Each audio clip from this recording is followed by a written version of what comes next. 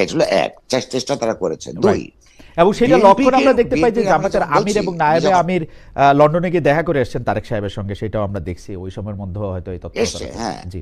আচ্ছা, এটা যেমন একটা।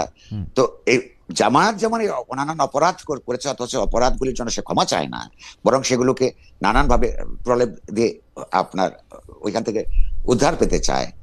বিএনপির কাছেও কিন্তু আমাদের সবার দাবি করা উচিত, আমি করেছি, হুম। যে এই যে জামায়াত যে তার এই আশ্রয় প্রশ্রয়ে, কখন আওয়ামী লীগের কিন্তু দীর্ঘতর সময় প্রায় 26-27 বছর তাকে যে প্রশ্রয় দিয়ে তাকে যে বিকশিত করবার প্রত্যক্ষ না হলেও অপ্রত্যক্ষ ভাবে পরোক্ষ অবদান রেখেছে, এখন তাকে গালাগাল দেয়, তার ওই ওই অতীত অন্যায় কিংবা ভুল তারা যেভাবে বলুক, সেইটার জন্য কিন্তু তার ক্ষমা চাওয়া উচিত। জামাতের শক্তি বৃদ্ধি তো হয়েছে, সত্য কথা, যে হ্যাঁ সেইটা যতটুকুই হোক না কেন, এই শক্তি বৃদ্ধির পিছনে জামায়াতের কথা বলছি, বিএনপির কিন্তু ভূমিকা আছে। বিএনপিরও উচিত যে হ্যাঁ তারা এই কাজটা অন্যায় করেছে, ভুল করেছে, হ্যাঁ সেইটা মানুষের কাছে স্বীকার করা, আর স্বীকার না করা পর্যন্ত আমি অনুরোধ করবো যে মানুষ যাতে তাদেরকেও ভোট না দেয়। ওকে, কবির ভাই, আমি পরবর্তী প্রসঙ্গে আসি, সেটা আবার একটু রিপিটেশন হবে, কিন্তু দেশের মানুষের কাছে একটু প্রশ্ন করেছিলাম, দেশের সার্বিক আইন শৃঙ্খলা পরিস্থিতি নিয়ন্ত্রণে আছে মনে করছে নির্বাচন কমিশন। তো প্রিয় দর্শক, তাদের অবস্থান সঠিক বলে মনে করেন কিনা? শতকরা 14% মনে করেন তাদের অবস্থান সঠিক, শতকরা 86% মনে করেন সঠিক না। 32,000 দর্শক এখানে ভোট দিয়েছেন। কবির ভাই, আমি একটু সরকারের ভেতরে সরকারের প্রসঙ্গে আসি। আমরা দেখেছি যে মাহফুজ আলম সাহেব যখন বিদেশে আক্রান্ত হয়েছিলেন সরকারের উপদেষ্টা থাকাকালীন সময়, সেই সময় এনসিপির যে নেতা আছেন সে নাহিদ ইসলাম বলেছিলেন যে সরকারের ভিতরের সরকারের উপদেষ্টারাই কেউ কেউ তাকে হত্যাযোগ্য বা আক্রমণযোগ্য করে তুলেছে। পরেও সরকারের ভিতরে সরকারের কথা অনেকবার তারা বলেছে। আপনিও আপনার কথা আমি শুনছিলাম, আপনার সাক্ষাৎকার সম্ভবত মানজুর আল মতিনকে দেওয়া সাক্ষাৎকারে চ্যানেল 24-এ আপনি এরকম বলতেছিলেন যে সরকারের ভেতরের কিছু অংশ যে ওই সময় আসতে দেরি করেছে সেটা নিয়ে আপনার আর কোনো সন্দেহ নাই, এবং সরকারের ভিতরে এটা আছে। এই সরকারের ভিতরে সরকারটা আসলে কে, মানে কারা তারা? মানে সব জনাব নাহিদ ইসলাম, জনাব মাহফুজ আলম, এরা তো খোদ সরকারের মধ্যেই ছিলেন। এরা আবার এটা নামও বলতেছে না। এনসিপি আবার বারবার বলতেছে যে এই সরকারের অনেক কিছু, এনসিপি নেত্রী একজন, আমার নাম মনে পড়তেছে না, উনি বলছে যে এই উপদেষ্টাদের এইসব কিছু প্রকাশ করে দেওয়া হবে।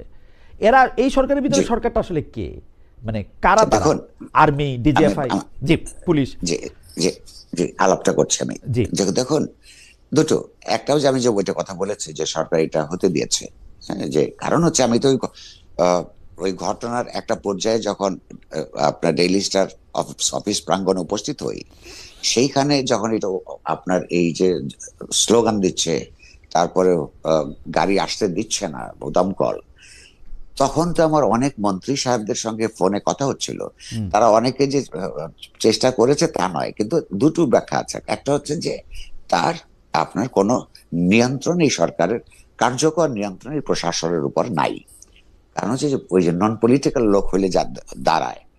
দ্বিতীয়ত হচ্ছে যে পরিমাণ সময় এখানে লাগলো, ততক্ষণ পর্যন্ত নিজেরা নিজেরা তারা ঘুষুর ঘাসুর করার পরিবর্তে আপনি লক্ষ্য করুন, তারপর গতকাল পর্যন্ত মানে আজকে এই সন্ধ্যা পর্যন্ত তথ্যমন্ত্রী কিংবা কি বলে স্বরাষ্ট্রমন্ত্রীকে তো ওই ক্ষতিগ্রস্ত এলাকায় গিয়ে তাদের সঙ্গে ভিজিট করতে দেওয়া যায় নাই।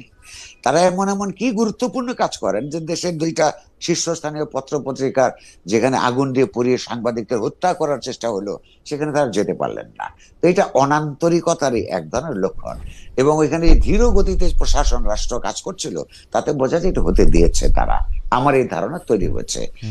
দ্বিতীয়ত হচ্ছে, আপনাকে আরো সহজ করে দিতে চাই, আমরা যখন আহ্বান জানালাম সকল পেশার লোকদের কাছে যে তারা আমাদের সঙ্গে যারা সংহতি প্রকাশ করতে এলেন, সেখানে এনসিপির নেতা নাহিদ কিন্তু বলেছেন সরকারের একটা অংশ এটার সঙ্গে জড়িত। এখন প্রশ্ন হলো যে আপনি লক্ষ্য করুন যে এই প্রশ্নটা আপনি আমাকে করছেন, আমি আপনার মাধ্যমে অনুরোধ করব এই প্রশ্নটা ইনুস সাহেবকে নিজেকে করতে। কেন?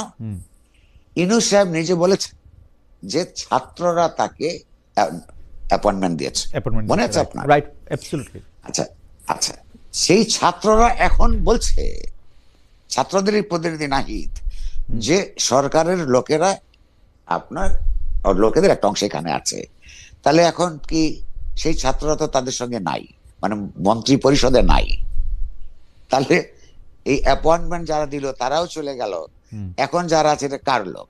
লক্ষ্য করুন, আপনার প্রশ্নের উত্তর হচ্ছে যতই উনি বলুন না কেন ছাত্ররা তাদেরকে, আর প্রথম কথা হলো ছাত্ররা তাদের নাম প্রস্তাব করেছেন, হুম, ছাত্ররা তাদেরকে তার ব্যাপারে ভীষণ ভাবে চেয়েছেন।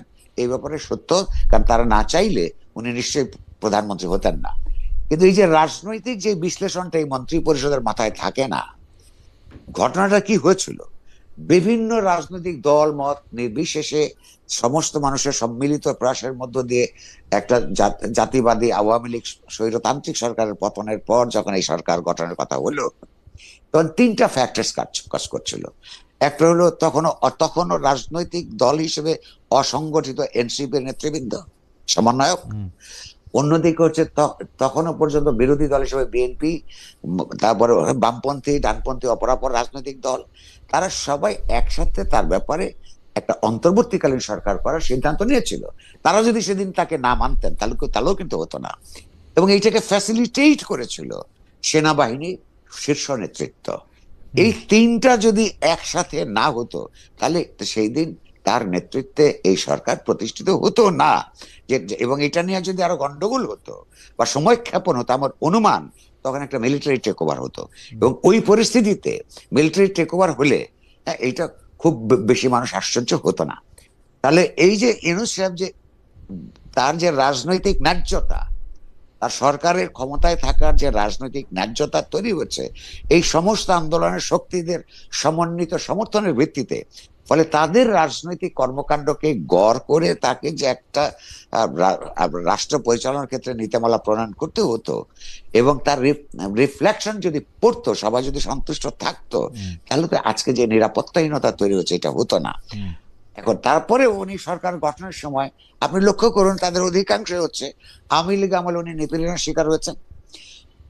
এই সরকারের অধিকাংশ অধিকাংশ হচ্ছে প্রতিদিন তিনি যখন আপনার কোর্টে হাজিরা দিতে যেতেন, হুম, তার সঙ্গে কিছু লোকজন থাকতো, আপনার মনে থাকবার কথা। হুম, সেই সঙ্গে থাকার লোকজন একটা বিরাট অংশ এখন মন্ত্রী পরিষদে, উনি নিজের লোক ভেবেছেন। হুম, এক, তিনি যেটা বোঝেন নাই যে অনেকেরই আলাদা রাজনীতি আছে। হুম, আবার জামাতের কোটায়, বিএনপির কোটায়, কিছু কিছু কিছু হইলো অন্য মধ্যপন্থীদের কোটায়, তো সেখানে লোকজন আছে।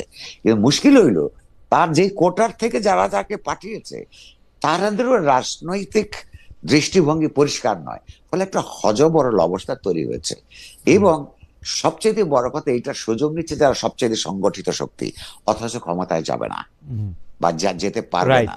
মানে তাদের জন্য তাদের জন্য এটা একটা যখন রাষ্ট্র যখন অ্যাসার্ট করে না নিজেকে, হুম, এই যে নিরাপত্তাহীনতার তৈরি হয়েছে, রাজনৈতিক অস্থিরতা, অস্থিতিশীলতা, অর্থনৈতিক অস্থিতিশীলতা, ব্যবসা বাণিজ্যের একজনে এক যে প্রতিকূল পরিস্থিতি তৈরি হয়েছে, এই একটা নৈরাজ্যমূলক পরিস্থিতিতে শুধু তাদেরই লাভ হয় হুম, যারা দূরপ্রসারী চিন্তা আছে রাজনৈতিক ভাবে। আমার এখনো ক্ষমতার সময় হয় নাই, এই যে যতক্ষণ পর্যন্ত এমন অবস্থা আছে তার মধ্য দিয়ে যতটুকু আমরা তাদের রাজনীতিকে এগিয়ে নিতে পারি, সেটা করতে গিয়েও আমি বলবো তারা ভুল করছে। তারা যে সন্ত্রাসী তৎপরতা সারা দেশে চালাচ্ছে, বিশ্ববিদ্যালয় ক্যাম্পাসগুলোতে ছাত্র শিবিরের পুরনো ব্যবহার, আচার ব্যবহারের কারণে, কারণ ওরা যখন দুর্বল থাকে ভীষণ বিনয়ী থাকে, হুম, হুম, তারা সুন্দর করে কথা বলে। হুম, তো এই পুরনো আচার ব্যবহার দেখে এই সাধারণ ছাত্রছাত্রীরা, তারা ছাত্রলীগের চাইতে কিংবা ছাত্র দলের চাইতে কিংবা অপরাপর সংগঠনগুলির চাইতে তাদেরকে ভালো মনে করেছে, ভোট দিয়েছে। হুম, আগামী 1 মাসের মধ্যেই যদি এই সমস্ত ক্যাম্পাস আবার ভোট হয়, আমি আপনাকে লিখে দিচ্ছি ছাত্র শিবির পাশ করবে না। হুম। কারণ না, ইতিমধ্যেই তাদের তৎপরতার ধরন থেকেই মানুষ ভয় পেয়ে গেছে। এ, মানুষের ভয় প্রসঙ্গে একটু বলি। আমাদের একজন, ওনার নাম আম, আ, মোহাম্মদ, মাঝখানে একটু পড়তে পারতেছি না, মজুমদার, সব একসাথে লেখা। খালেদ ভাই, আপনি ইদানিং ভয়ে ভয়ে কথা বলেন কেন? যাই হোক, আমার প্রসঙ্গ সেটা না। একজন, মানে বেশ কয়েকজন দর্শক আমাদের এই প্রশ্ন করছেন যে বাংলা এডিশনের লাইসেন্স বাতিল নিয়ে আপনার অভিমত কি? বাংলা এডিশনটা আমি আপনাকে বলি, এটা আমেরিকাতে থাকা একজন সাংবাদিক জনাব ইলিয়াস হোসেনের ইয়াতে এটা চালু হয়। বাংলাদেশের একজন উপদেষ্টাও জনাব শারমিন মুর্শিদ, উনি সেখানে উপস্থিত ছিলেন। সেটা